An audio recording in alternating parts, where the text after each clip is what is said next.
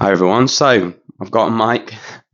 I know I've used it a couple of times before, but I always thought it sounded a bit weird with it. But yeah, we'll see how it goes. You tell me whether it's good or not.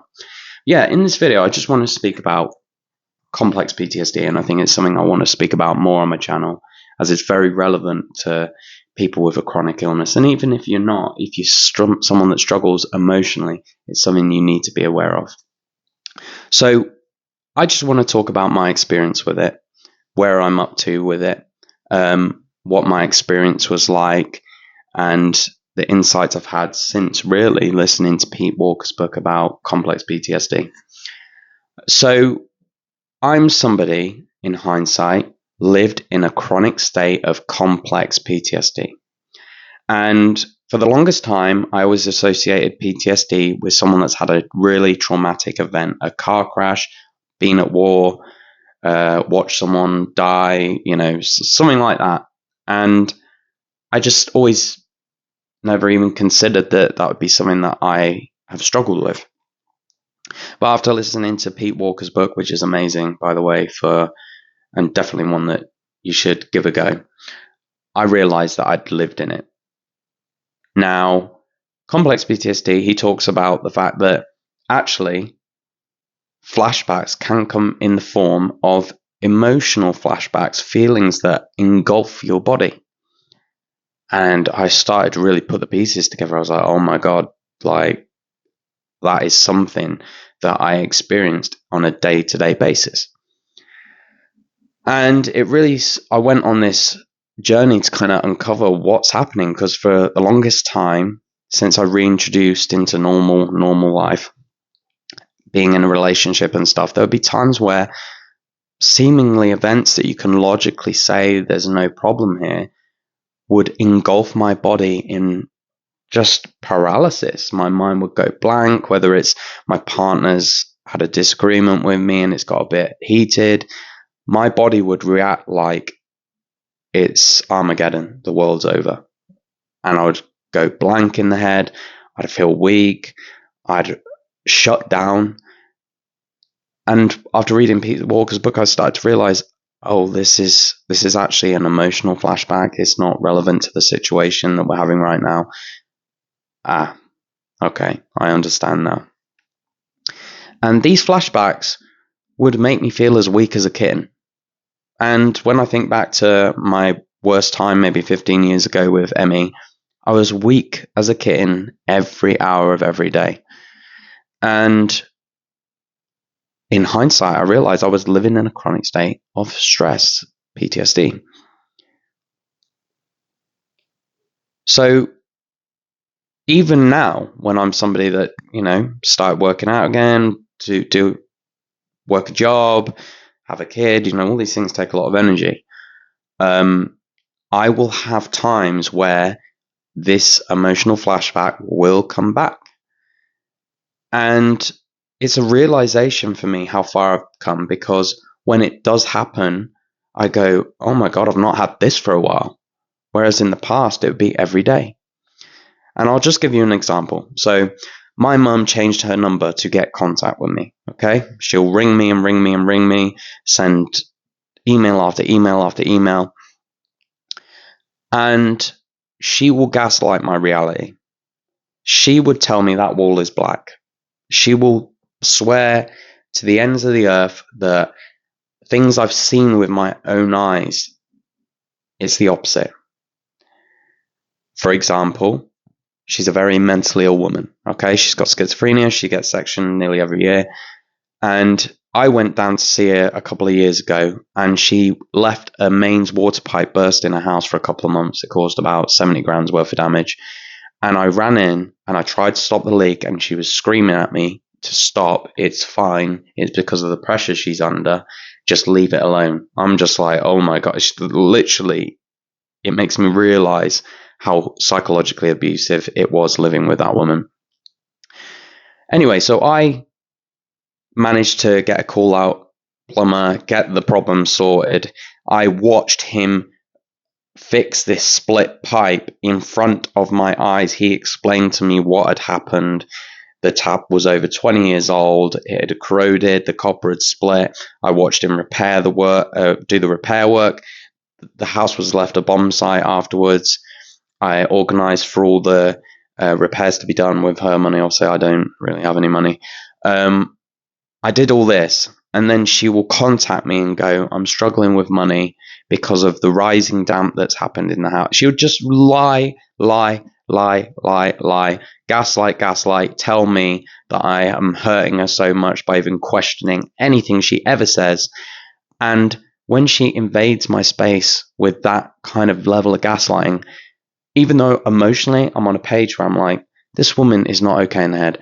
I got away for a reason. She is just gaslighting what I've witnessed with my own eyes. She is very toxic for me. She will literally have me in hospital if it meant she could own me. I understand this emotionally now, after all my talking that I've done about it.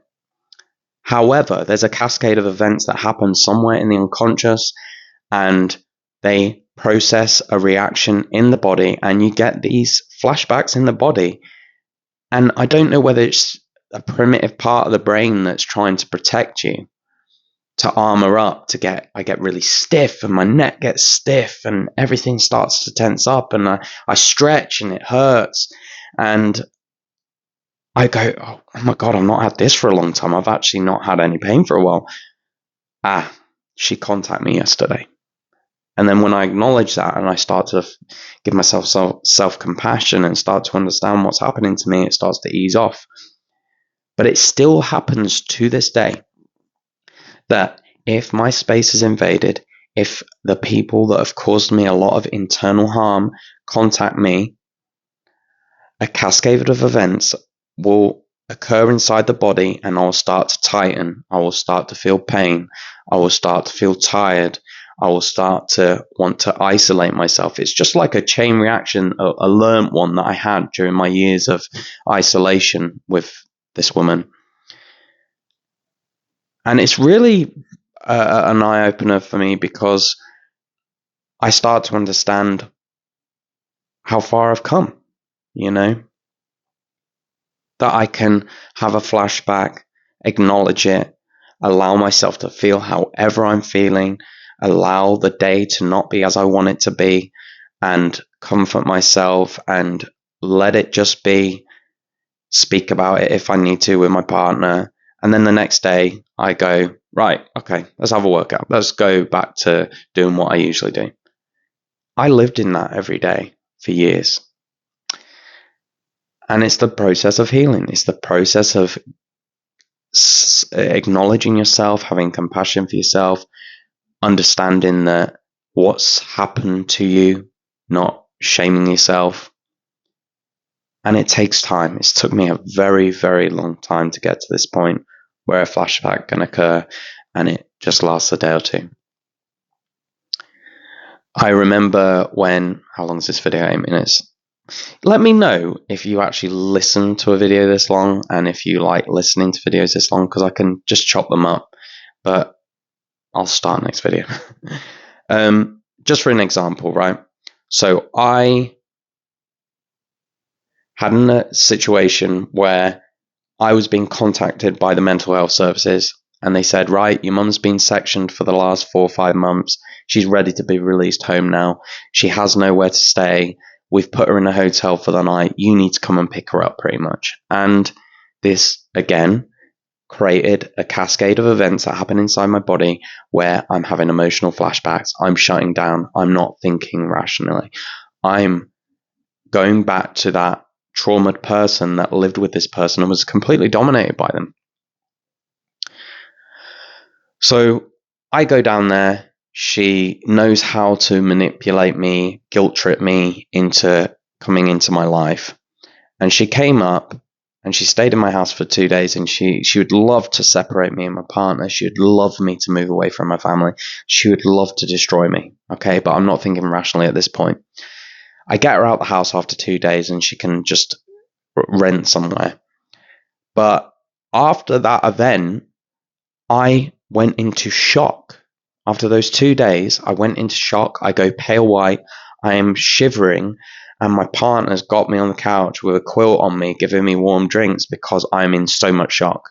This woman is so toxic that she would see me dead to make sure she has control.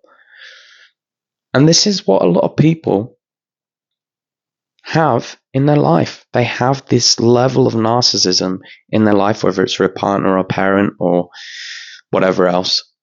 And these people affect us to such a massive degree, and sometimes we don't really understand what's going on.